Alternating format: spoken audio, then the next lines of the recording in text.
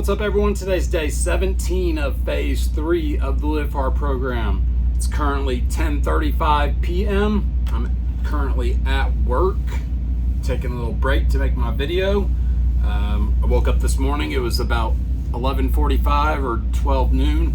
I got my first 45-minute workout done, which was my outdoor ruck, 45 pounds. I went a little over 2.25 miles. Another hot, really humid day.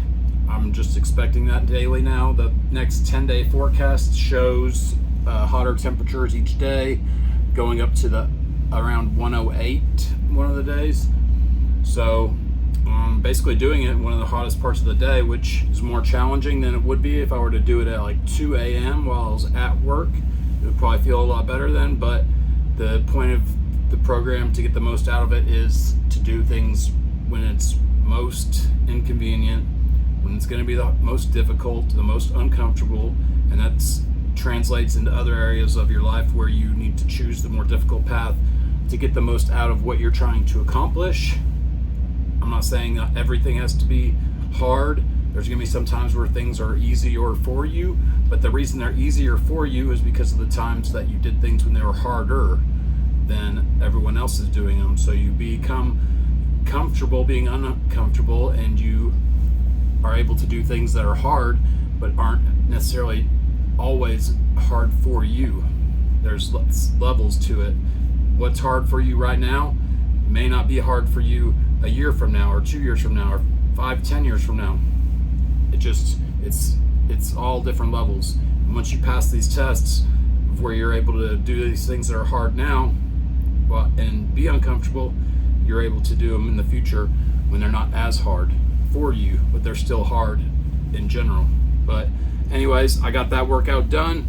I basically ate breakfast and then just kind of chilled out, laid around till it was time. About 3:15, I started my second workout, which again today, I did a bunch of push-ups, sit-ups, flutter kicks, leg raises, crunches, and like some kind of tricep extension, basically off the counter, like that, like leaning into it at an incline, just like trying to come up with different things to do. But that's like the most I could come up with without having any equipment. I did remember that I do have my 25-pound weighted vest with me, so I'm going to start using that while I do my push-ups. Tomorrow, though, I will be getting up earlier than I have been, around 10:30, and then going about 40 minutes away to a town called Duncan, Oklahoma, and getting the part for my truck that I need to fix it, so I'll be able to start driving to the gym or even home. I need to go home and get my adjustable dumbbells. Then I won't really need to even go to the gym, because the dumbbells are 5 to 52.5 pounds, and I can do a whole body's worth of workouts, splitting it up into different muscle groups with just dumbbells. You can do everything, especially if I had an adjustable bench. But looking forward to getting that. Hopefully the part is good. It's something I'm buying off the Facebook Marketplace. It's about a third. No, it's not. I found one on Amazon that was about $300 more with an 18-month warranty that I was looking at getting, but it would take about 10 more days to get it. So I'm jumping the gun and taking a risk with this one. It's supposed to be close to new with only like 3,000 miles on it. It's the transfer case. It goes on the back of the transmission. That's what makes the vehicle four-wheel drive. Mine is making some kind of noise, like something's broke off inside of it. So hopefully I make it to that town to get the part. As long as I at least make it there. If I broke down on the way back, at least I have what I need. So I'm going to get oil and transfer case fluid while I'm in town, and possibly do my laundry while I'm over there. I'm also going to bring my backpack with me, so that way I can do my 45-minute outdoor workout while like my clothes are in the washer, if I do my laundry while I'm there. Just trying to show that if you have to do all these different things, and you have a 12-hour work shift, or 13 hours, 15 hours, whatever you have, you still can make the time for the things that you have to do. And once again, the whole point of the program is not just so you can do a 45-minute outdoor workout in the middle of doing other things. It's so you can condition yourself to not put off doing the things that you're supposed to be doing that are going to put you towards your end goal. And yeah, for now that's these workouts, but in the future it's going to be I need to, like I've been saying this since phase one of the things I want to get better at doing is, or learn how to do, is edit videos. Another thing is to get more involved with the Legionnaire program with First Form, which is what one of my tasks that I'm doing on this phase is spend time on the Legionnaire app, listen in on the informed calls, watch the training videos, learn about the products. That way I know what to recommend to different people and what each product does. So I've been doing that daily. Today I talked to a random person, which was Joey. He's one of the chemical guys that comes out here, somebody that I had never talked to before or met. I was able to ask him about whether he heard of the 75 Hard program, because he saw me out walking with my backpack earlier, which, like I said, in the past few days, that's not something you see people doing that are in my position, working my position. You just kind of see people have given up on themselves. They do their shift, they sleep the whole time they're off, they might go to get some food, but other than that they stay in their campers.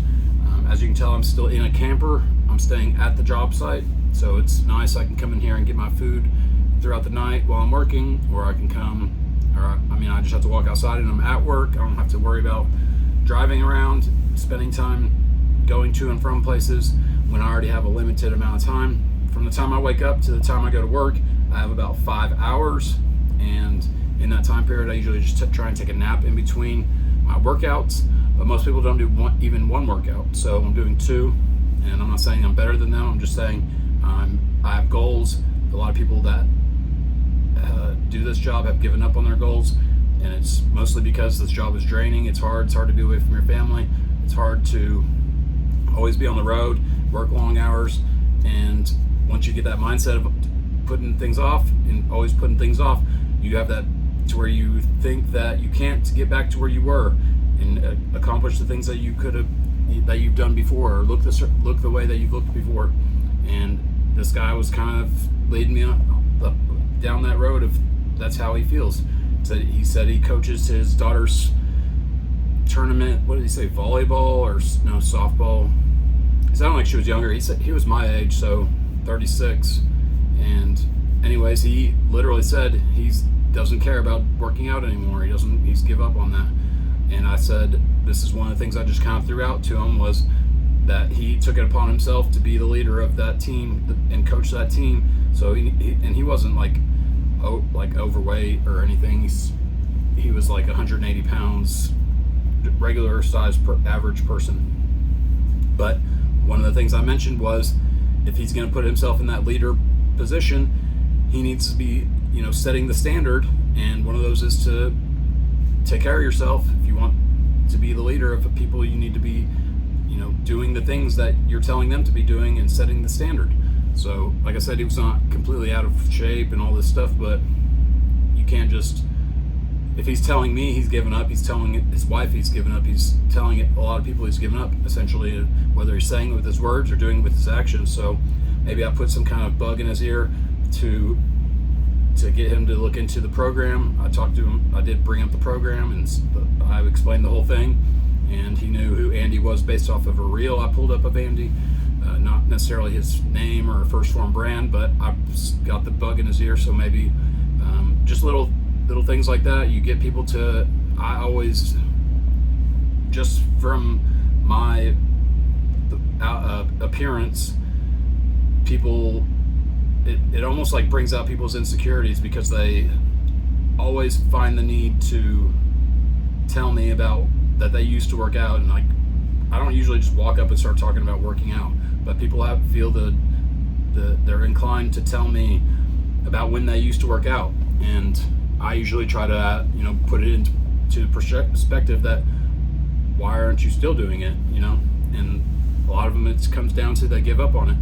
And I don't necessarily beat them down for saying that. I try to motivate them to start again. They talk about all the things that they used to be able to do, and of course you're not going to be able to just jump back into doing what you were doing before. But if you just start somewhere, we always we have this big expectation of what we're what we are supposed to do because of what we were able to do before.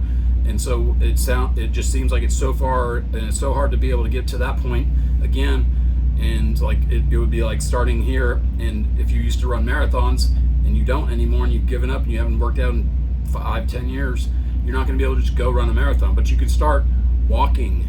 You can go 20 minutes walking. You can put on a weighted backpack and walk for 45 minutes, whatever it is to start to get you moving. You don't have to have this huge jump from nothing to a marathon, so to speak. And that could be anything. It could be the weight training, it could be with your CrossFit, it could be with anything that you're trying to do. You don't need to go from 0 to 100 right away. You build up to it, and you get the results that you can get at 20 minutes of cardio, at 25 minutes of cardio, and build up from there. You don't go from your diet at needing 3,000 calories a day to maintain. You don't just drop that down to 1,000. Yes, you're going to get results, but then what are you going to do whenever you stall out on your progress at 1,000 calories? You're going to cut down to 800 to 500? No, you want to go from 3,000 that you need, cut it down to 27 to 25, somewhere in that area. Get the results at that. Cut it down a little bit more. Maybe adjust the cardio. You don't make these big jumps. You want to make small, fine-tuned adjustments and get the most out of each, program that you're going to be on. Each program, each plan. Cut back small. Like I said, fine-tune adjustments. Ed Mylett talks about this a lot. They're called. He uses the analogy with the carburetor. Whenever you're in older cars, the carburetor was what controlled the air-fuel ratio, which kept your engine running, and there was fine-tuned adjustment screws that you would adjust. You wouldn't just, add a bunch of fuel. You wouldn't be, just doing these things. It's just an analogy, but it really puts it into perspective about how you don't have to make these big adjustments to start getting these changes in your life.